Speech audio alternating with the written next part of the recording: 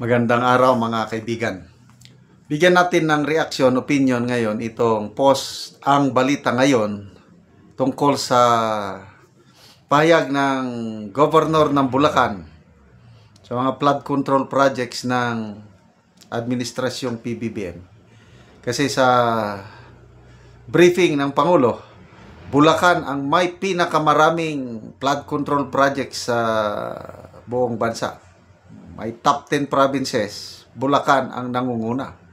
Ang gobernador nagulat at nadismaya. Wala siyang kaalam-alam tungkol nito. Okay, ito. Flood control list of Marcos Jr. Bulacan Governor shock. Nagulat. Bulacan Governor Daniel Fernando expressed shock over the number of flood control projects reserved for their province. In an interview with Morning Matters on One News on Tuesday, the governor said they have nothing to do with the project distribution process and only have known when it is due for implementation. Sabi ng gobernador, actually, I was surprised by the number of flood control projects that were allocated in the province of Bulacan. The governor also admitted that he has not yet felt the impact of current projects, but is willing to cooperate if an investigation occurs. Yan, maganda. Dito sila ngayon mapipin down, ma-checkmate. Kasi ang dami, mamaya tignan natin yung number, 600 plus ata. Tapos hindi nila nararamdaman, hindi nila alam, ano bang klaseng panggobyerno tayo ngayon? Grabe. Sabi niya, actually, it's in the national how they will distribute it. For us, we're just waiting for those projects. We need those projects, those flood control projects. Nung kasagsagan pa ng bagyo, itong habagat at 3 sunod-sunod na bagyo, nagpahayag ang gobernador, nasaan ang mga flood control projects namin? I-release nyo naman dahil kawawa kaming. Ang dami kasing apektado sa Bulacan. Mga peace fund ata dyan, nababaha. So, kailangan nila. Wala, hindi niya alam eh. Ngayon, napag-alaman na pinakatap pala. Tingnan natin na yung listahan. Ito. Bulacan is 668 flood control projects.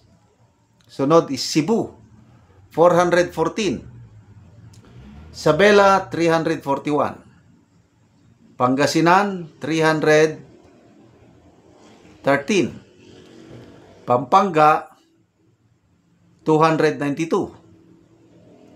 Albay, 273. Leyte, 262. Tarlac, 258. Camarines Sur, 252. And Ilocos Norte, 224. Okay. Yan po ang nabigyan ng proyekto mga ano. Ang tanong, ito bang mga probinsyang ito ay ang mga flood-prone provinces? Kasi kung flood-prone ka nga naman, dapat lang na mabigyan ka ng maraming proyekto. So, ikumpara natin ang flood-prone provinces is Pampanga. Number 1. So, at least, nabigyan ng 292. Okay. Nueva Ecija, flood prone din. Kailang wala sa listahan sa top 10. Bakit? Dapat ito ang mabigyan. Nueva Ecija. Tarlac. Ayan, flood prone siya. Ayan, nabigyan siya ng 258. Next. Bulacan. Ayun, nabigyan. Metro Manila, siguro, nabigyan din, kaya lang hindi siya napasama sa mga list of provinces. Metro Manila. Maguindanao, flood prone, wala dito sa listahan. Bakit? So, dito mo makikita yung distribution, wala talaga. North Cotabato, flood prone, wala dito sa listahan. Oriental Mindoro, Flood prone, ako, na-assign ako dyan ng more than 3 years. Alam ko, bumabaha talaga. Konting ulan lang, wala na, mag-rescue na kami. Bakit walang Oriental Mindoro dito? Ilocos Norte, flood prone, ayan, nabigyan. So, there is something wrong sa allocation ng proyekto. Jonas Recibe, sabi niya, ito ang pinakakurap na administrasyon. Agree ako. Allen Songkayawon, ang flood control sa loob ng bulsa ng mga congressman. Yan ang katotohanan. Gusto nila mawala si Inday Sara. Gusto nila kulong si Digong para walang haharang sa gusto nila mangyari habang sila ay nasa kapangyarihan. Estelita de la Cruz, panagutin at pakulong ang mga magnanakaw ng flood control, habulin ang milyong-milyon ninanakaw. Ang tanong ngayon is, meron kayang makakasuhan? Meron kayang mapaparusahan ng dahil sa flood control? Sa ngayon, malabo ang sagot.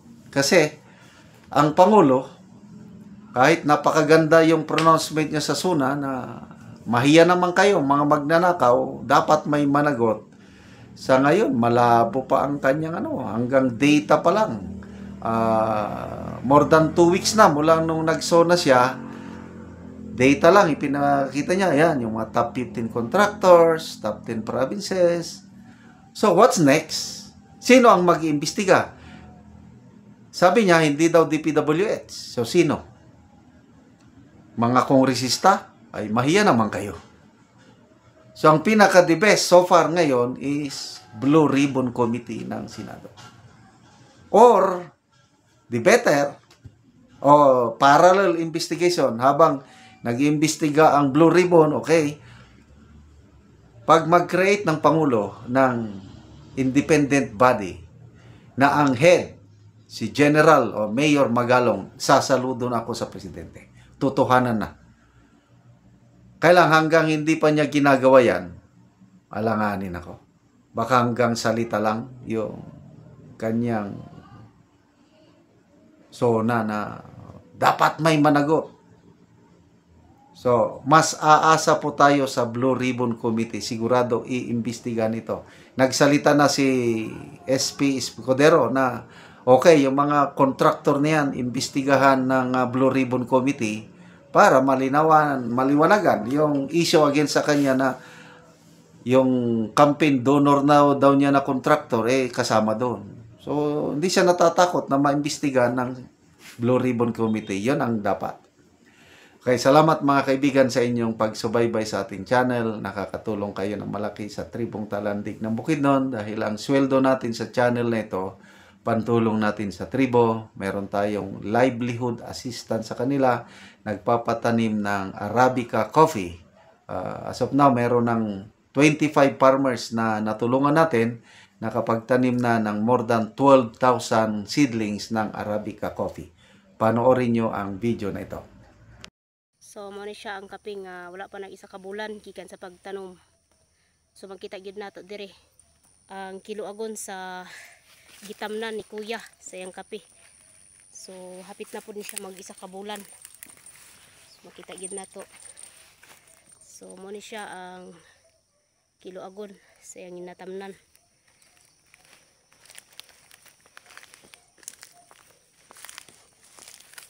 So, naiabaka,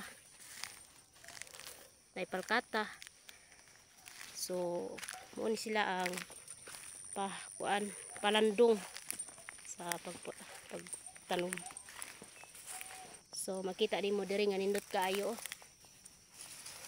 So, hapit na po ni siya bunuhanan ug isprehanan kay hapit naman ni magbulan. Sigikan sa pagtanom. So, makita gid nato. So, mo ni siya ang kapihan ni Kuya Richard. Igsuon sa kong bana. So, maayog yun kung na siya ay mga kahoy nga mga tagas na kay mo iyang palandong sa kape.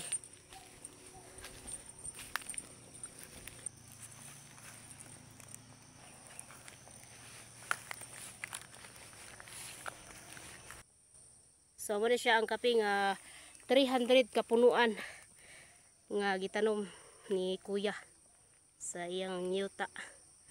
So salamat gyud guys sa Ginoo, labi na sa nag-sponsor ani sa among pagpananom og kape nga nagyud gasuporta pod sa iyang anak kay siya wala siya ay asawa, siya lang ang nag-atiman sa iyang mga anak. So nagpasalamat siya. Wala man siya karon dire apan akong gibidyuhan ang iyang tinanom.